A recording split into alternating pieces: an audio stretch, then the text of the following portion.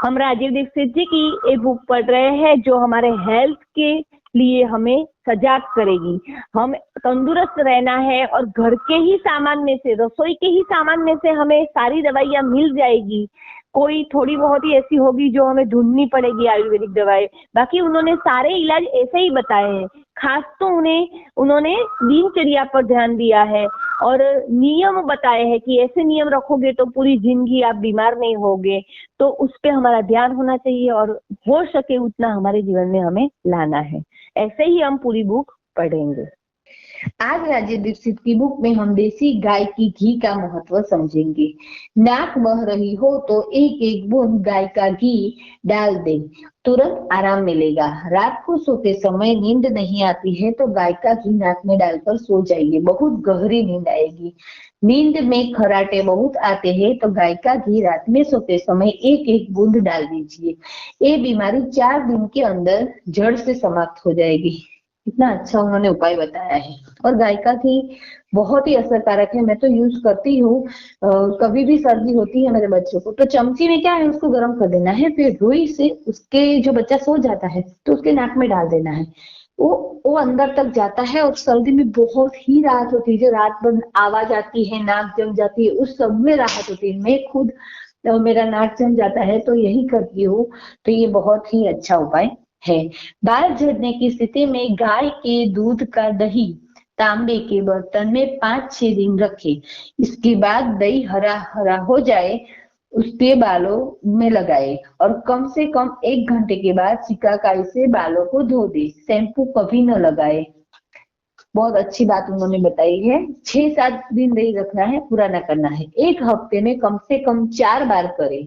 1 हफ्ते में ही बाल टूटना कम हो जाएंगे। भविष्य में बाल कभी न टूटेंगे तो महीने में कम से कम 1-2 बार गोमूत्र से बाल धो दे।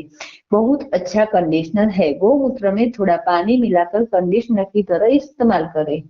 गाय का घी नाक में डालने से गुस्सा नहीं आएगा। रात में सोते समय एक एक बूंद नाक में डालते।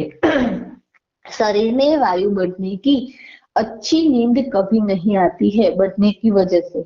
गाय का घी हल्का गर्म करे, दोनों नाक में एक एक बूंद डाल दे और हल्के से खींचे, क्योंकि ज्यादा तेजी से खींचेंगे तो वह वहां भी जा सकता है जहां इसे नहीं जाना चाहिए। नींद न आने की बीमारी खत्म हो जाएगी, इससे स्मरण शक्ति की बढ़ेगी। गाय के घी में इतना असर है। स्मरण शक्ति के लिए गाय का घी नाक में डाले। रोज सोते समय एक एक बूंद नींद जल्दी न आए, इसके लिए भी देसी गाय का घी उपयोगी है।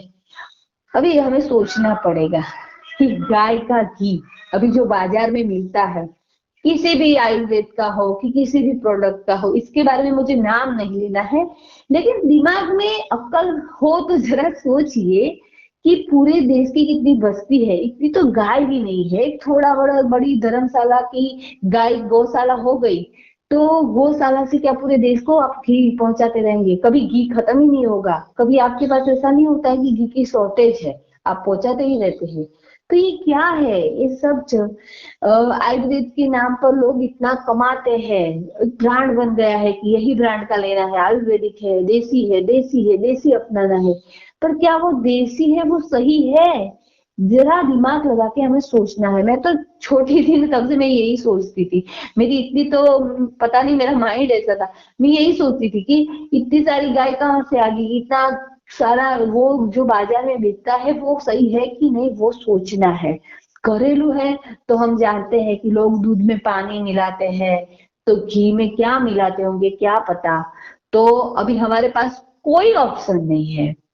आयुर्वेद के नाम पर इतनी ज्यादा उसकी प्राइस भी ली जाती है। और ब्रांड ब्रांड, हमारा तो ये मार्क है, हमारे तो इतने साल से है, हमारे तो एकदम ऑर्गेनिक है। पर क्या ऑर्गेनिक है तो इतना स्टॉक कैसे बनता है? हमें पता है कि गाय क्या है।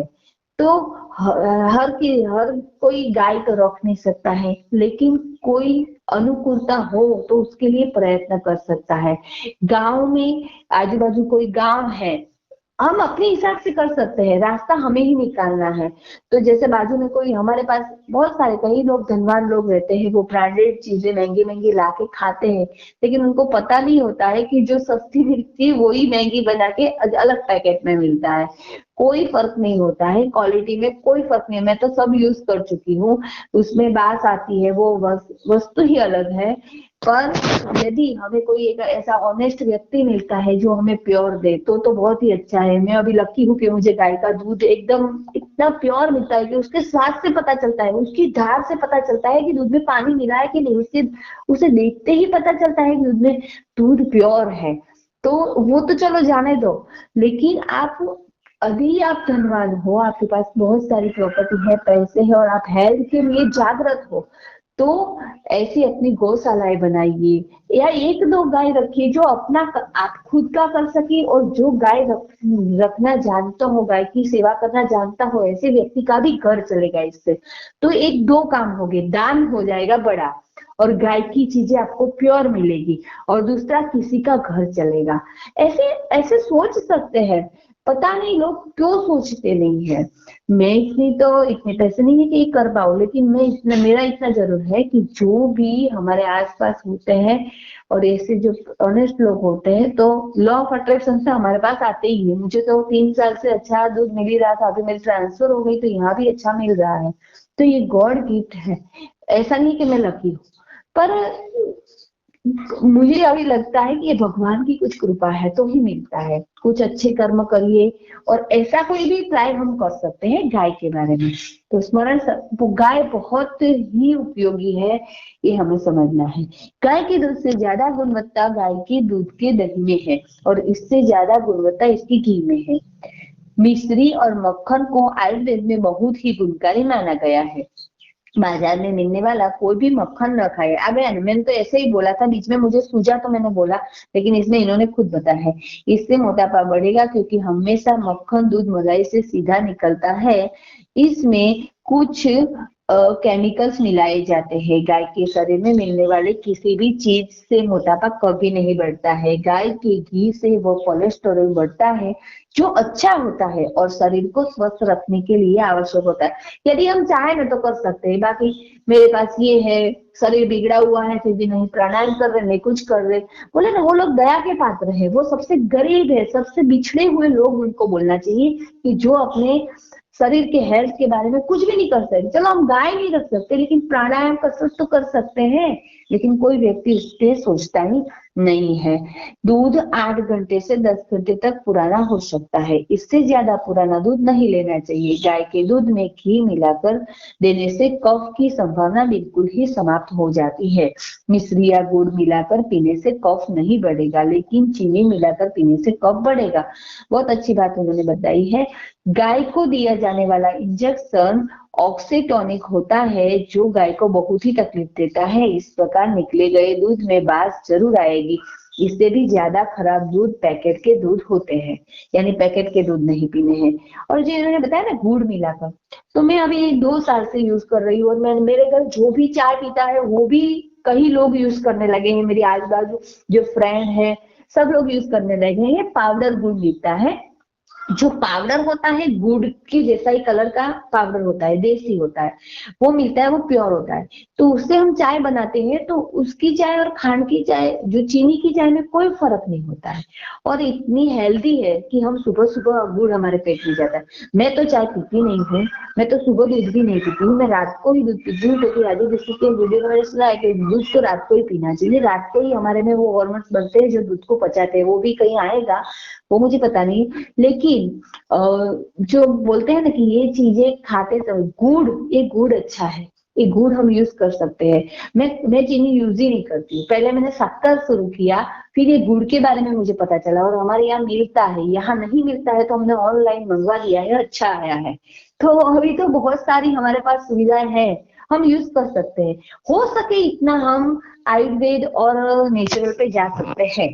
फिर हमारी दानत है कि नहीं, बोलते हैं ना, जो चाहे तो हो सकता है, लेकिन दानत नहीं है, करना ही है तो कुछ नहीं होगा।